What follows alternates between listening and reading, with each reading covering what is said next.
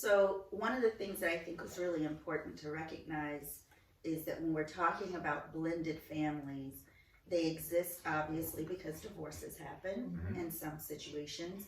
And in other situations, it's just because the relationship in and of itself didn't work out prior to marriage. Right. And so the new families that are created with children, a mother, father, two mothers, two fathers, however that looks, then has to begin to blend in a way that could be more conducive to having a healthy family. Right. So what we know is that about 75% of all couples who divorce remarry, right? And that there are children that come along with majority of those relationships, about 66%. So when you think about sort of how that interaction happens around the mental health things we've been talking about, anxiety, depression, personality disorders, you name it. Whoa. What comes into relationships then? I know there are definitely conversations that need to be had. I myself, my family's blended. So my wife had a daughter. I had two sons before we got married. So now, of course, three adults, and they're all different. We respect each one of them for who they are and their differences. But I can't honestly say that we've ever taken the time to like really say, you know, what we've dealt with, bringing it into our relationship and into our marriage.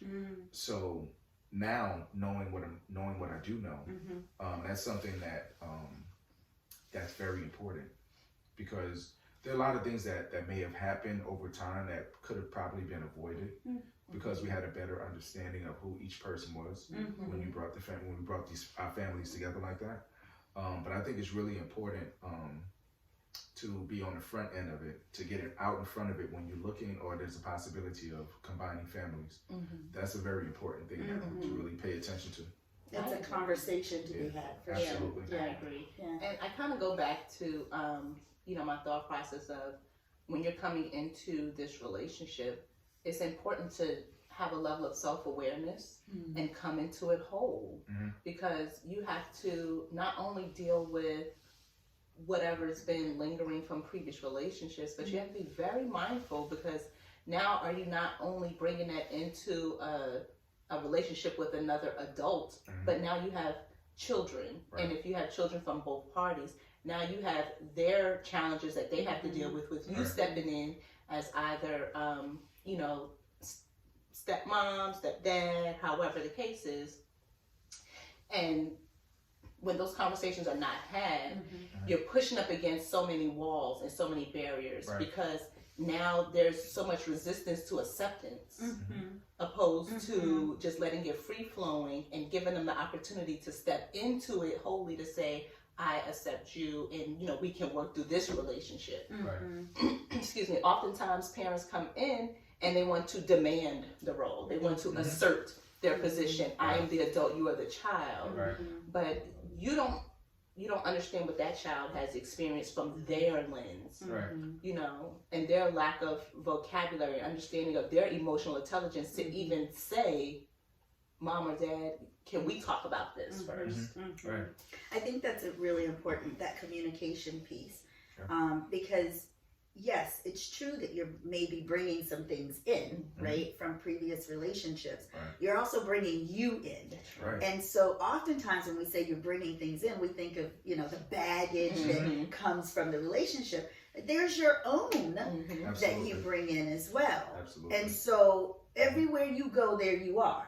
So when you become the common denominator in a situation, then looking and listening and paying closer attention really brings you to the place where you have to stop long enough to ask everybody. What are you thinking? What are you feeling? What's acceptable? What are some of the boundaries? Because children should be able to have some boundaries as well. Absolutely. So I think about that, and I take a step back, because before you even get into the blended family, there's this thing called intimacy, right? That creates the romantic relationship or platonic relationship, because Right. there's intimacy in platonic relationships. Absolutely. We all in our team have a relationship as well. Absolutely. And there's a level of intimacy. Off camera, we joke and say things that most people would not normally hear, right? So that's a level of intimacy that exists.